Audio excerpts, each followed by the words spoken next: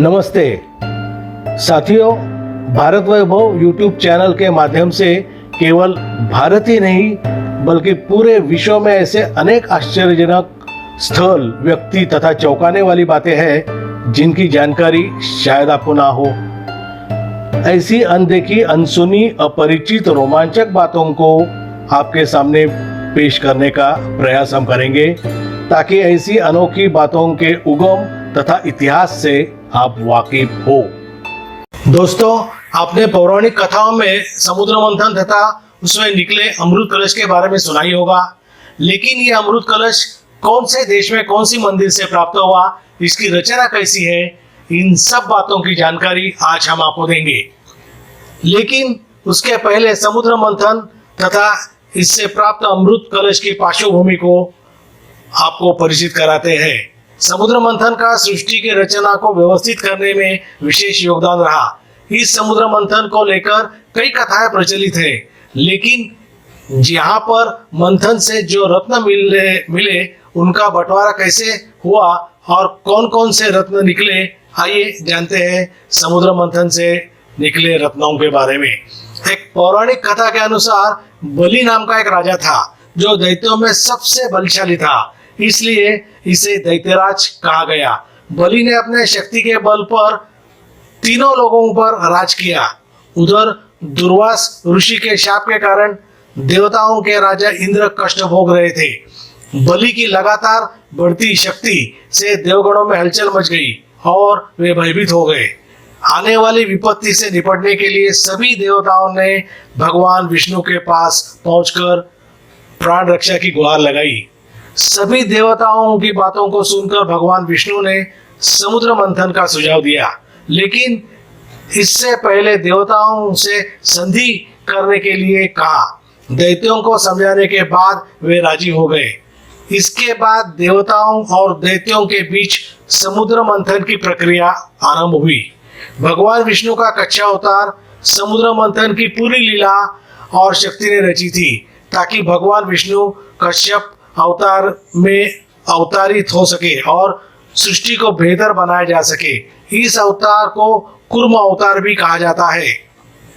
यह अवतार लेकर भगवान विष्णु ने क्षीरसागर के समुद्र मंथन के समय मंदार पर्वत को अपने कवच पर संभाल रखा था और मंदार पर्वत और नागराज वासुकी की सहायता से मंथन से 14 रत्नों की प्राप्ति की। समुद्र मंथन से निकले ये 14 रत्न इस प्रकार: विष, घोड़ा, ऐरावत हाथी, कौस्तुभ मणि, कामधेनु गाय, पारिजात पुष्प, देवी लक्ष्मी,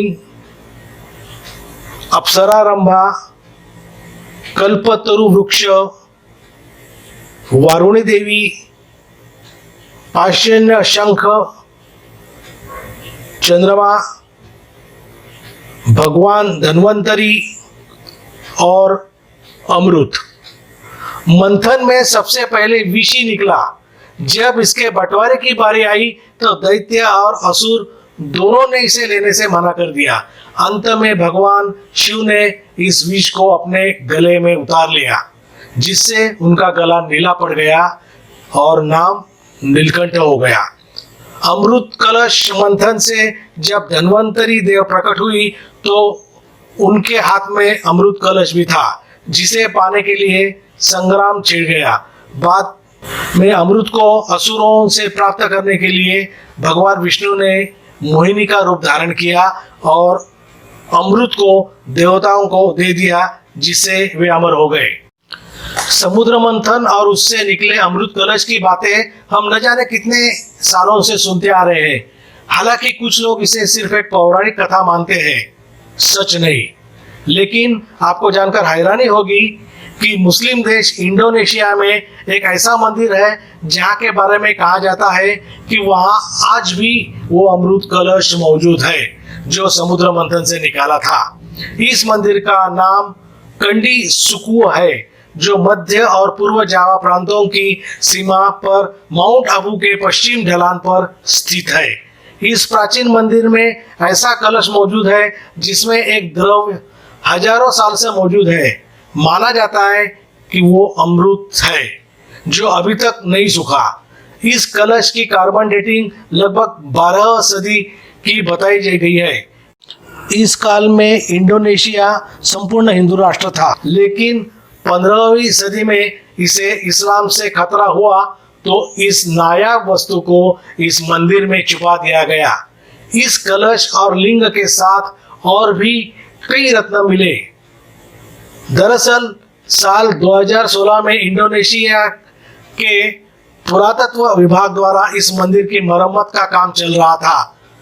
तभी विशेषज्ञों को मंदिर की दीवार की नींव से एक तांबे का कलश मिला जिसके ऊपर एक पारदर्शी शिवलिंग स्थापित था और कलश के भीतर कोई द्रव्य भरा हुआ था। शोध में पता चला कि तांबे के इस कलश को इस तरह से जोड़ा गया था कि उसे कोई और खोल ना सके।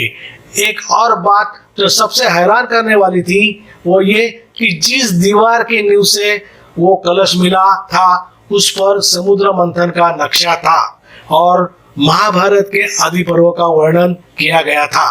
मंदिर में खुजराओं तरह काम में लिप्त मूर्तियां और एक दीवार पर आदि पर्व का होना आश्चर्य पैदा करता है। हिंदुओं की आस्था श्रद्धा का प्रतीक अमृत कलश को इंडोनेशिया जैसे मुस्लिम देश में पाना है ना अनोखी बात। आपको ये वीडियो कैसा लगा प्लीज हमें कमेंट्स करके बताइए। चलिए दोस्तों, ऐसी ही अनसुनी अनदेखी रोमांचक बातों को लेकर फिर आपके सामने हाजिर होंगे। आप हमारा चैनल सब्सक्राइब कीजिए और बेल आइकॉन पे क्लिक कीजिए।